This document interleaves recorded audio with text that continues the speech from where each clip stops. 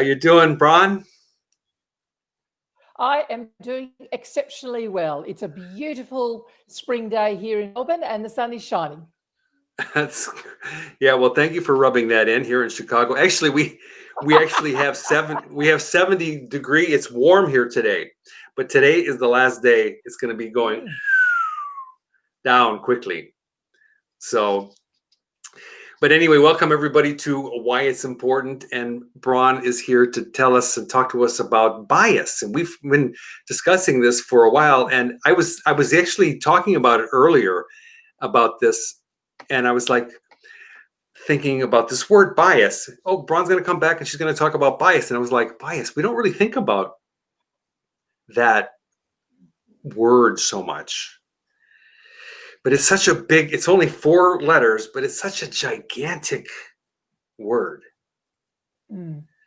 So yes. Thank you for being here and for being willing to talk about that. And before we go on, I want to talk about recently, Bron has an offer in our marketplace, and it is her Introduction to Personal Bias course.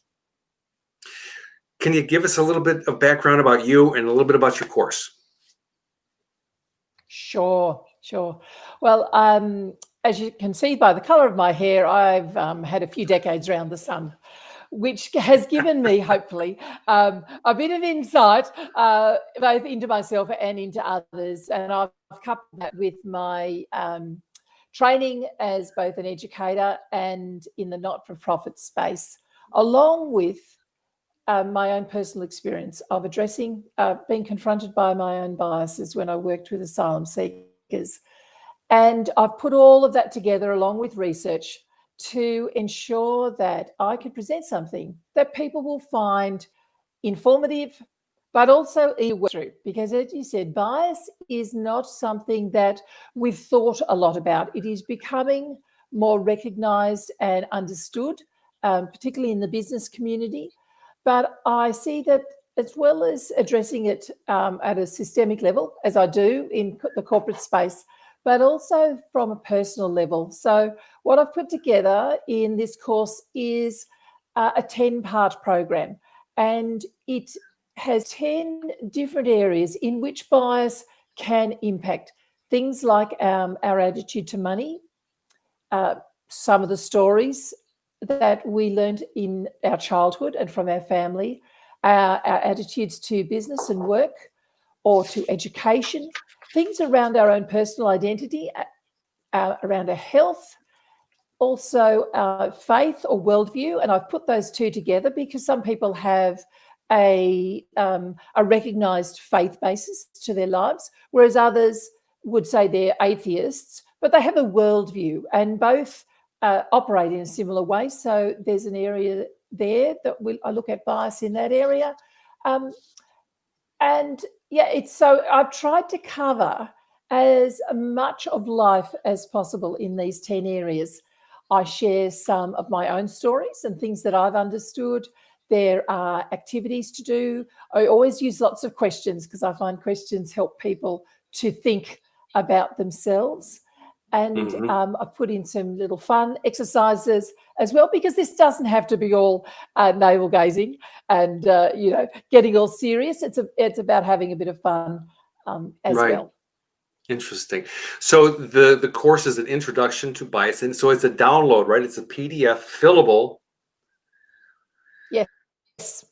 Okay. So people can download it. It's $147 in our marketplace. And while you go into telling us why understanding bias is so important, I'm going to post that link in here so that people can refer to it if they want to go see it. So, so why it's important to understand bias is like, I think that if I was 20 years old, I'd be like, I don't have time to listen to that.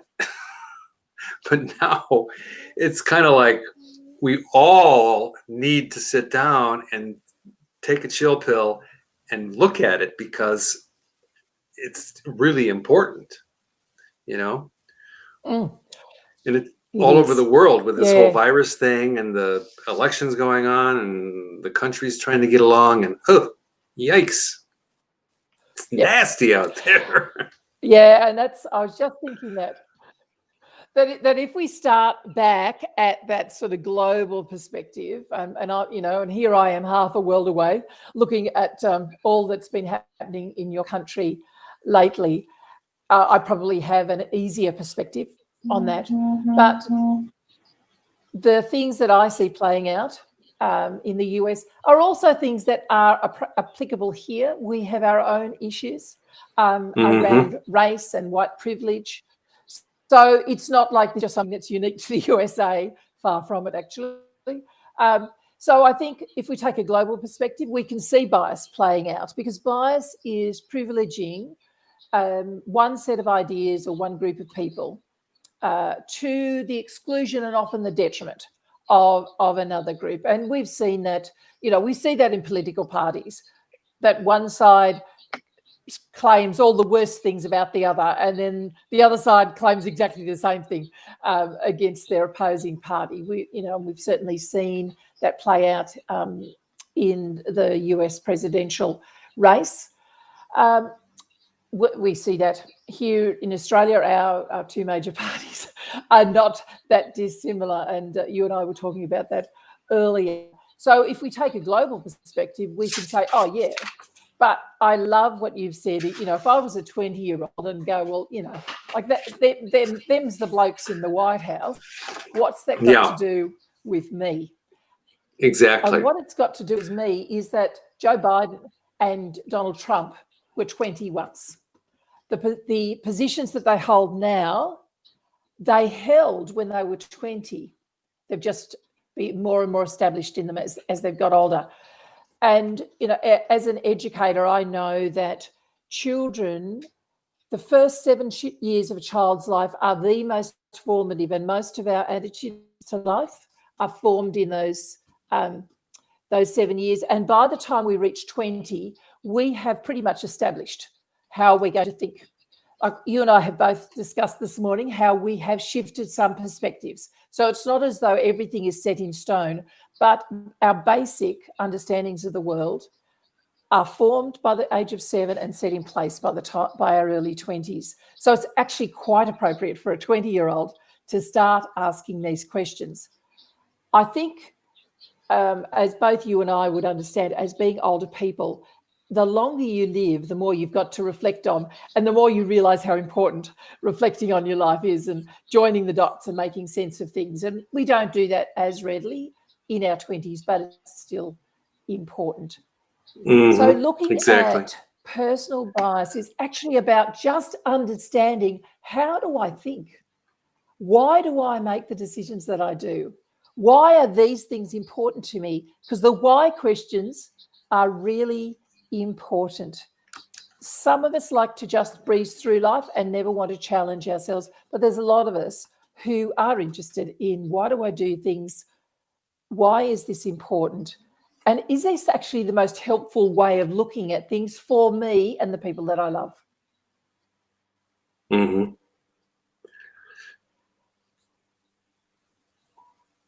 Yeah, so I think bias, my why do I do this? I do this because I know that bias hurts. Bias hurts me in that it limits how I look at the world and limits the way that I deal with people. And it stops me from seeing other perspectives that could actually benefit me. But it also hurts me because I can be on the receiving end of other people's biases and be discriminated against. And, I'm going to make this as a generalization. Most women have at some point in their lives been on the receiving end of some sort of bias or discrimination. That's just part of how the world works. But that doesn't mean that men don't either. But also bias hurts other people, because I can hurt other people by my biased responses, by my ignoring or dismissing someone's viewpoint just because they're different to me. If we take the male, female, I've heard women say it's always the bloke's fault. Well, see, that's a bias. But it's not true. It's not true. It's not always the bloke's fault, whatever the situation may be. We're human beings and we interact we bring all our own stuff to the table. So, men can be on the receiving end of bias as equally. So that's my why. I don't like the fact that I can be hurt by bias or that I can hurt other people. So at a personal level, that's a really good reason to start looking at your own biases. Let's go to, can we talk about privilege for just a minute? I'd like to get your viewpoint about that. Yes. Because I tend to think that it's kind of a alternative way to think about it. And I think that privilege and also the whole thing with race, I think even though it happens, I don't think that it actually exists. I think the way that I think about it is that, like, bias exists in my head. It doesn't exist out there in the world. It happens out there in the world, but the only way for the problem, if you will, to go away or to get minimized is that if I deal with it in my head. That's where that's where it's all happening, in here. So in the world, it gets manifested because of this that's going on in here. And so I like to think that it doesn't really exist. And people push back a lot. They say, how could you have that point of view that it doesn't exist? And I'm like, well, I'm not saying that it doesn't happen.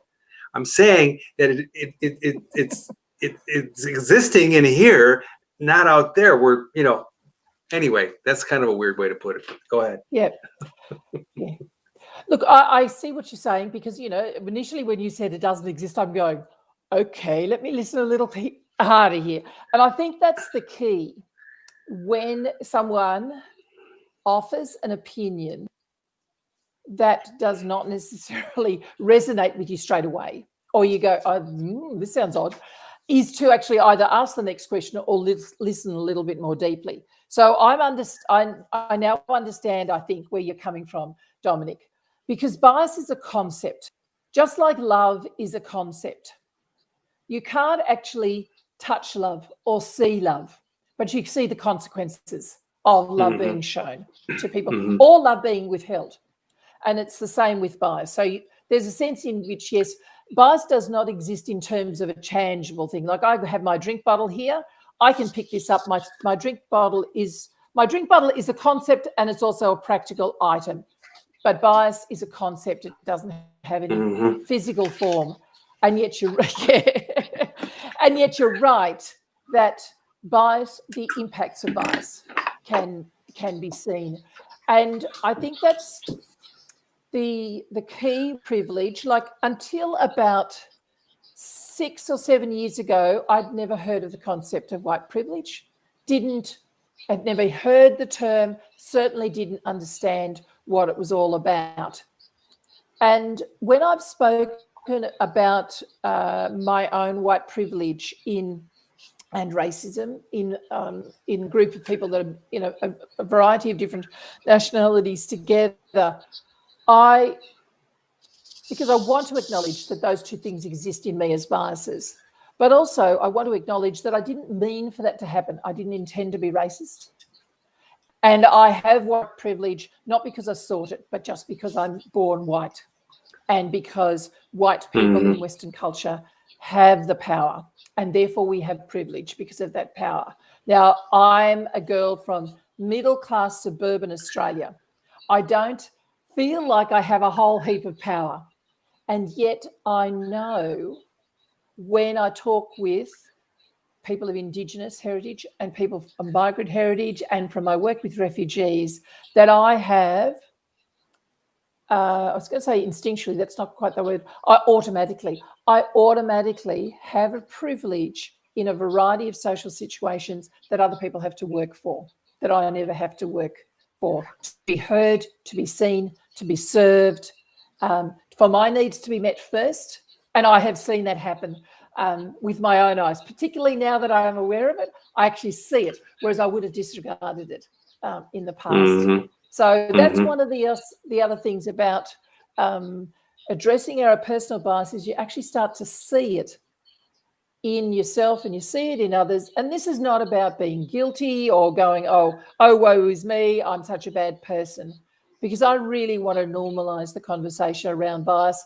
Every human being on the planet has it, whether you're born in Africa, Asia, Europe, UK, Australia, the USA, South America, we've all got bias. I want us to talk about that and minimize the risks that unresolved, unrecognized, unaddressed bias brings. And from me looking across the ocean, some of the race riots that have happened in the US this year are the far pendulum swing of what happens when bias gets out of control. It's not really a risk. Mm-hmm. Two things. Number one, I was reading yesterday that the Civil War here in this country started because of race. I didn't know that. Yes.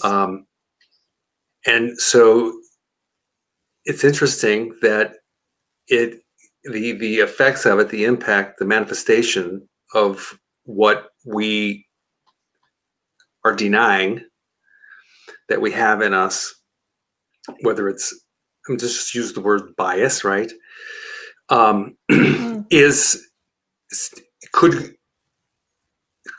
it escalate to the point of a civil war? And that, sounds like it could never happen in 2020, but we saw it on a small scale with those riots, and very scary stuff. Very, very scary stuff. Yeah. Well, I agree, because as I said, I look across the world and see things, and yet if I take a step back, we've had some protests and some violent protests here in Melbourne over the lockdown. So the capacity is here in Australia. We don't have the same cultural bias. It's what, like, Americans look at your freedom to bear arms and those sorts of things as a right. We don't have that. Australians go, really? You want to do that? So like, we have a different cultural nuance around protesting, and yet we are essentially the same people. We have the same biases. They just express themselves in different ways. So although we may not get armed when we protest here in Australia, the anger, the bias, the discrimination, prejudice that is firing all of that is exactly the same. Yeah, interesting. You mentioned that I have to paraphrase that that it happens. We're at the age of 7, so by the time we're 7 years old, we've already been tainted. We're ruined. Yes. And nobody means to ruin us. It's not like we set out to do this to our children.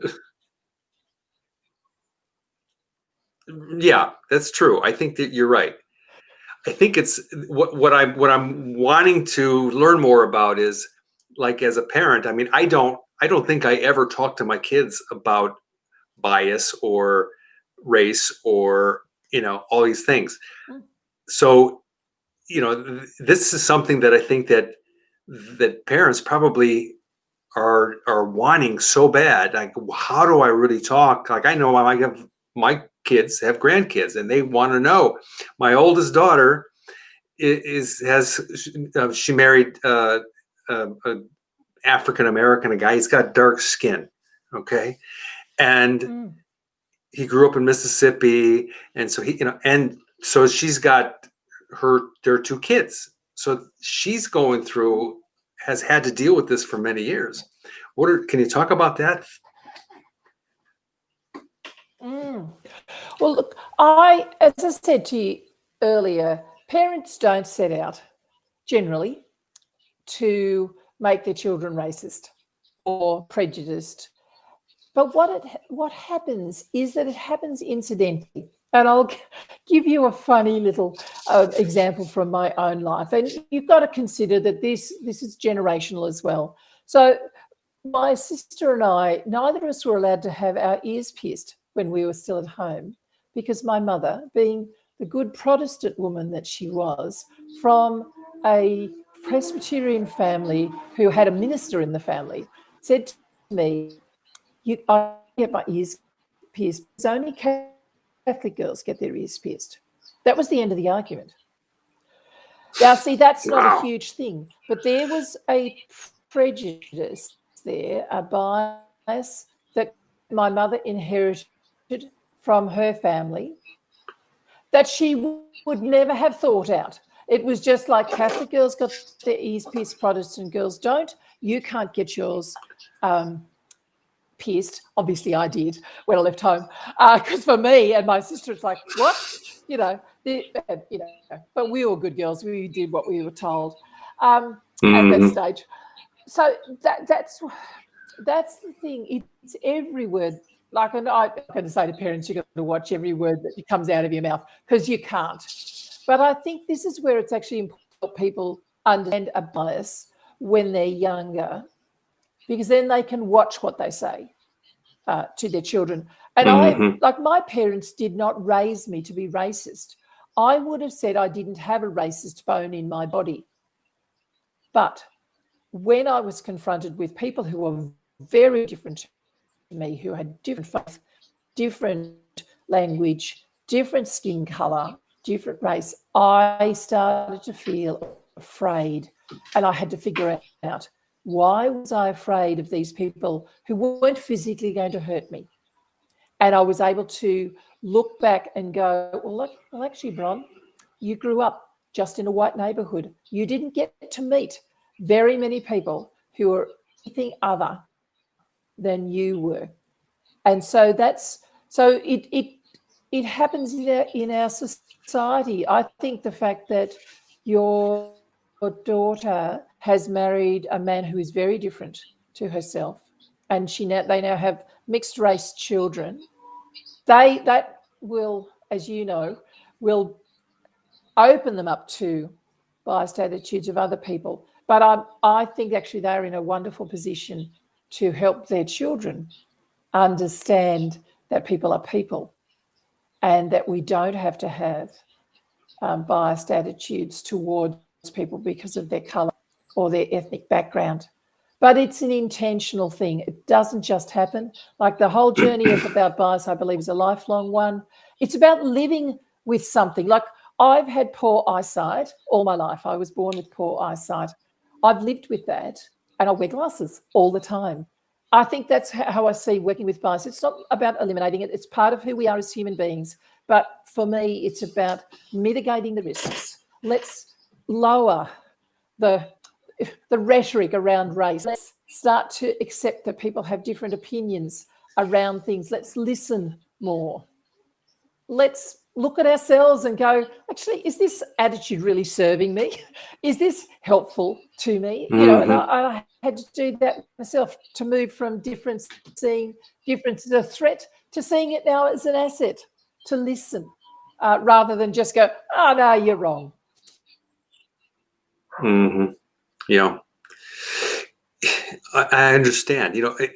Here's my thing, though, and maybe other people have this, so this is why I'm asking the question. So, like, if I put my arm next to your arm, okay, it's going to look different. It's going to be a different tone. If anybody else put their arm next to somebody else's arm, it's not going to be the exact same color. So we all have completely different skin color.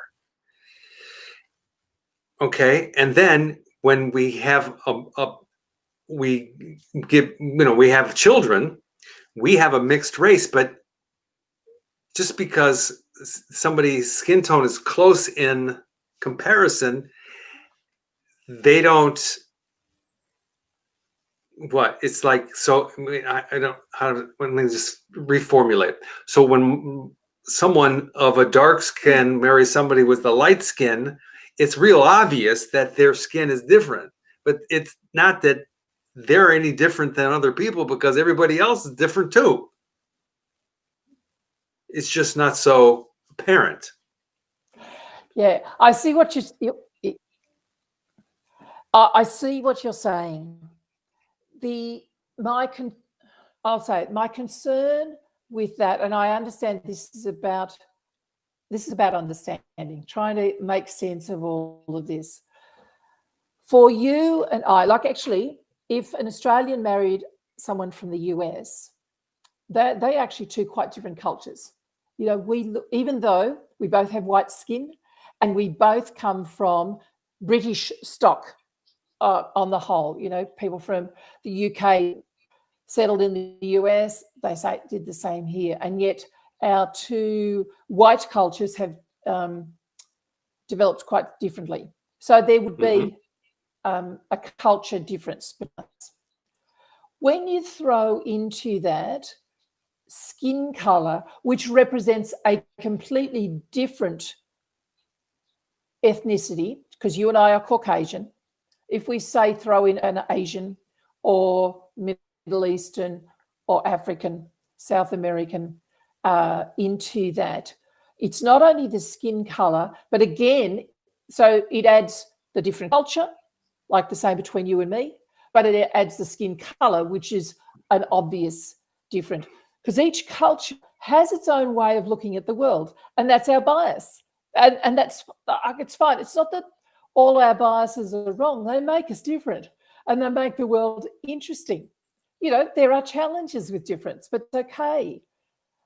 It's about understanding that maybe not all differences are created equal. And, you know, that some differences are more easily compatible with one another. Say for you and I, because we are both white, we do have white privilege. It's just the bottom. Whether you acknowledge it or not, that I believe that's a reality in our world. I have a good friend from Sri Lanka, intelligent, articulate, highly educated woman who lives in Australia with her Australian husband. She is on the receiving end of some of the most bullying, overbearing, dismissive attitudes purely because she has Sri Lankan heritage. Now, intellectually, English-wise, like she speaks perfect English with a bit of an accent. Like she's just, you know, we are equals as people, and yet she received discrimination that I do not, purely because of her skin color and her accent. So I think they're the things that as white people, it behoves us not to dismiss that because we haven't experienced it. And I think they're the things that I'm learning. Like I haven't just come to this, you know, this is a new area. As I said, less than a decade for me have I been exploring this space. But the more I explore it, the more I'm learning. And I think that's, for me, is a key in this space, is to understand how I think, understand how other people think, and be prepared to change when I see that what is in me is actually not helpful. It's a big word. I know, it's huge. It's only 4 little tiny letters. That's why I'm doing it now in my 60s. I know. Well, you obviously understand a lot about it. You've had a lot of personal experience. Thank you again so much. I definitely want to continue this if you're willing. Absolutely. And I love talking with you, Dominic, because what I see is that you raise some of the issues as a white man that I actually need to be able to address to people and to be able to articulate clearly. And I want to thank you for your openness and your willingness to engage with this, because it can be quite confronting. It's not easy. It's difficult. And sometimes it's a bit mind-bending. So I would say thank you. I'm very much appreciating the conversations that we have. Okay, we're even. It's the same. It's the same on my side. I feel the same way because I mean you're doing it for a living, and you have a big purpose behind you. So to me, this is what I enjoy. It's like your life mission right now. I know. Let's go back real quick. We're gonna end here. Yeah, half a minute ago. Um, your offer in the marketplace is for someone individually for a download to learn more about their self in terms of their bias. If one of our Yes. members had a company that needed someone to speak about bias for a conference or something like Mm. that, do you also do that? I do indeed. Yes. Yeah. I recently did a presentation for the finance department at Unilever in the US. So, yeah, certainly can do that virtually. Can't get on a plane, but nothing wrong with Zoom. Yes, I know. Right, Definitely do that. exactly. Okay, perfect. Okay, so again, thank you all for watching. We will be back again. If you have any questions, you can type them or you can send them. You know whatever in the you can type them into this thread, or you can click on Bron, send her a private message that way. Yeah. Go get Please her do. course if you feel the desire, the need, whatever you want to call that. And yeah, okay, we'll see you next time. Okay, have a wonderful day. Bye. Thank you. Bye bye for now. Okay, bye bye.